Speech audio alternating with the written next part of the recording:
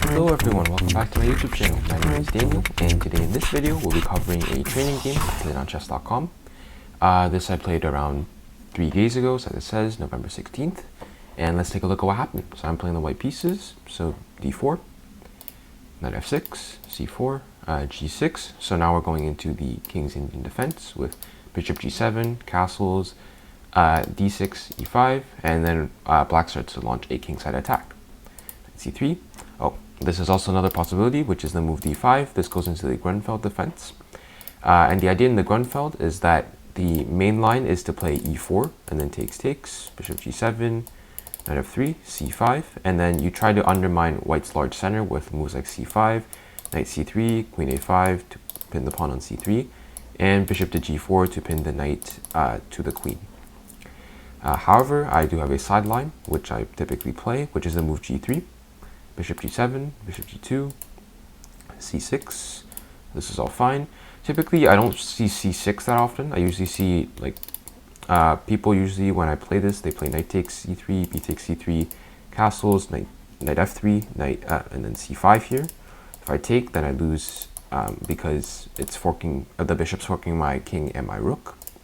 So I don't take, I just castle, and then after knight c6, e3, takes, and bishop e6. This is typically what I most commonly see, and then here I play a move like a4 to put my bishop on this long diagonal here on a3, and then try to put some pressure down the queen side with moves like knight e5, rook b1, and etc.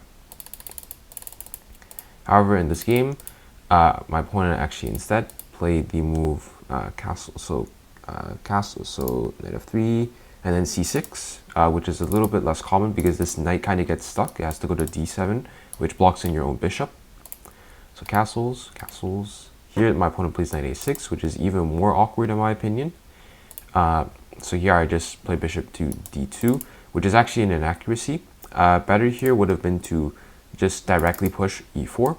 And after knight takes and b takes, I have this really massive center. This knight can't get in. It can go back to c7, at which point I can just play something like probably bishop to f4, attack the knight. I can put my knight on e5, etc. However, bishop d2 is an inaccuracy. Here queen b6. Here I play e4. I'm not worried about taking here because my knight's defended, so I can just simply capture the knight on d5. And here, if you play knight takes on c3, then I can simply play bishop captures on c3, consolidate everything, and I'm perfectly okay. So here e4, knight back to f6. Here I play knight to a4, attacking the queen and defending the pawn on b2. Here queen to b5 was played.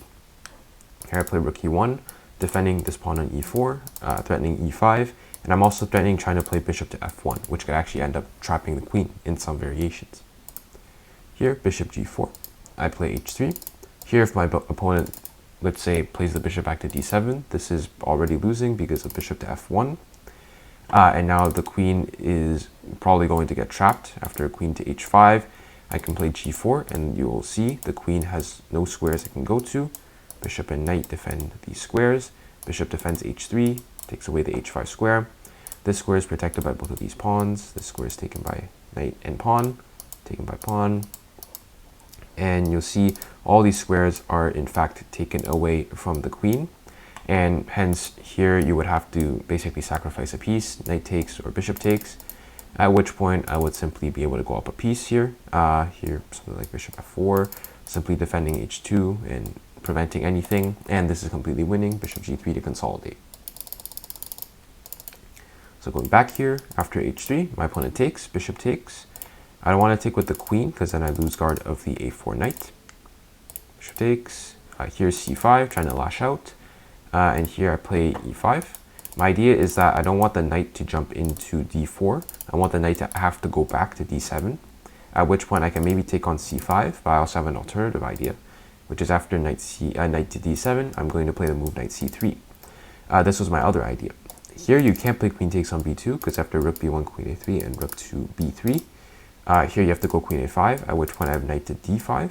If you take on a2, this is kind of risky because I have knight captures on e7, king to h8, and here I can simply play like bishop captures on b7, forking the rook and the knight, or actually better would be to simply play rook captures on b7, threatening a discovery here, attacking this knight, This queen is really offside. I can take this pawn at some point. This bishop can get really active. This knight's already on a great square. Basically, black's position is falling apart.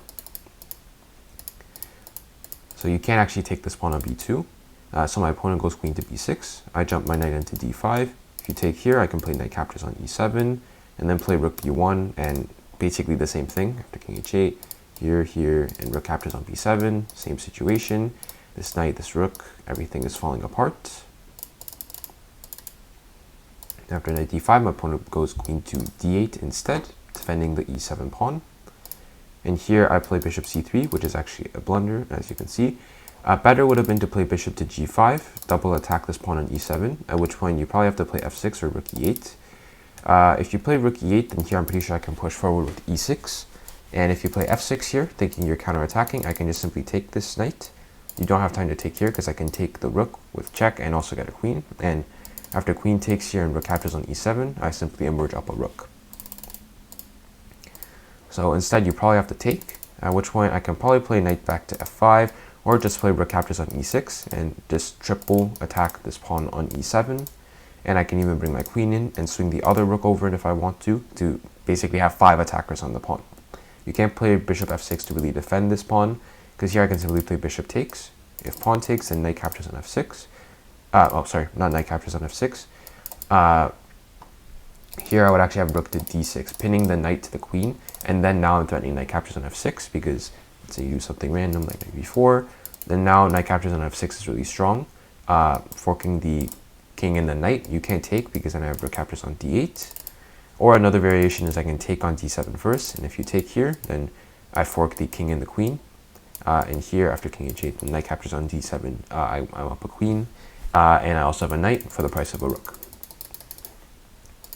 So going back here, and if you play f6 here, this is already a concession. You're worsening these squares here. And here I actually have this really nice move, knight captures on e7. If you play queen captures on e7, then here I have bishop to d5 check. King to h8 makes sense. And then here I have e captures on f6, forking the queen and the bishop, as well as attacking the queen with my rook on e1. And at some point I can capture on e7, and basically black's position is falling apart once again. So instead here, bishop c3 was played, rook c8. Here I go forwards with e6. My idea is that after pawn takes, which my opponent did, here I have the move, well, this is actually what happened in the game, but here I have knight f4. My idea with knight f4 is that I could take with the rook here after pawn takes and rook takes, but I prefer to have my knight on this e6 square because then I'd be forking the the queen and the rook. So knight f4, and then here you can do something like c captures on d4, but here I simply have knight captures on e6, attacking the queen. Queen to b6 makes sense.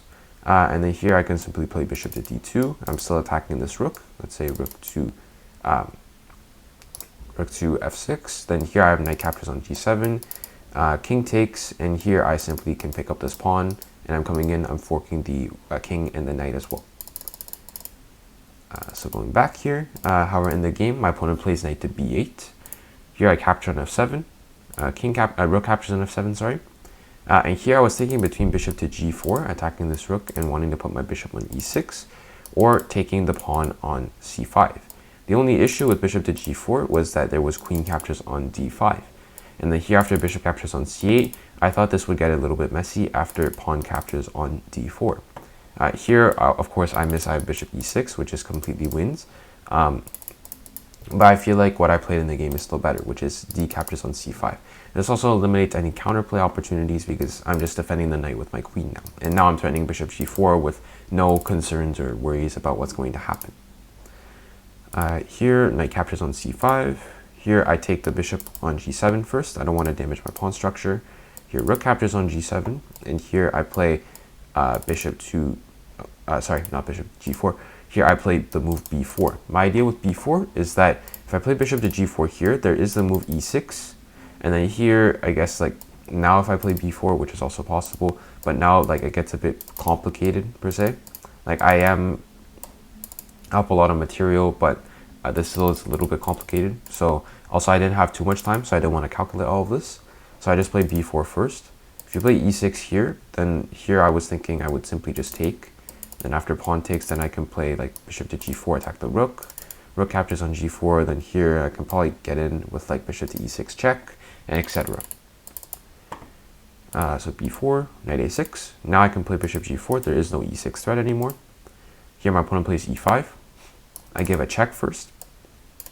You can't go king to f8 because here I have queen f3 check.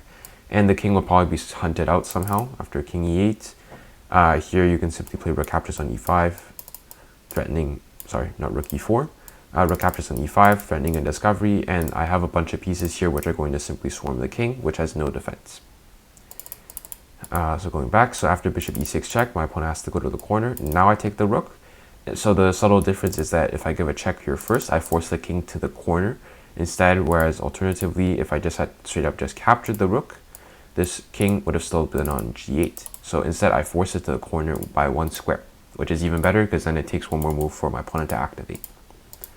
Here, rook captures on e5, knight to c6. I simply pin this knight and don't allow it to take my rook, because if you do, I can capture this queen with check. So rook to c1. I'm also threatening b5. Here, rook to d7. I simply play b5. I'm still not worried about knight captures on e5. I have rook captures on c8 still.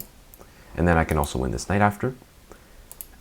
So here my opponent plays the move queen to b8, trying to attack this rook. Now you can actually take it both ways because the queen's out of the pin. I'm still forking these two knights, so here I play b captures on c6, attacking this rook. So if you take here, then I simply have c captures on d7, and I win a piece because I still get the rook back with and I have this pawn that's about to promote. So instead, my opponent captures on c6, thinking I blundered because now there's a double attack. But here I find the best move in the position, queen to d4. And here my opponent actually resigns. The reason being, so firstly, I protect this rook. Secondly, this was also another benefit of putting the king in the corner and also trading off the dark square bishops. Now this diagonal is now officially open. If you take this knight with the pawn, then here I simply have something like rook captures on d5, or even better would simply be rook e8, which is actually just straight up just checkmate, because this is a double check. I take away the g7 square. This rook attacks the king from this from the 8th rank, and you can't take on e8 because I also have this queen, which is checking the king. And rook captures on d5 leads to the same thing, rook e8 check. You can't take the queen because I'm attacking the king with the rook, and you can't take the rook with the queen because I'm attacking the king with the queen as well.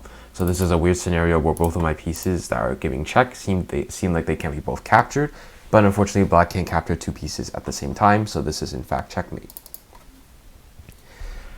So here after queen captures on d4, what else to analyze? If you move your king out of the way, then here I can simply play knight f6 check, king to f7, and here I can simply play queen captures on d7 with check.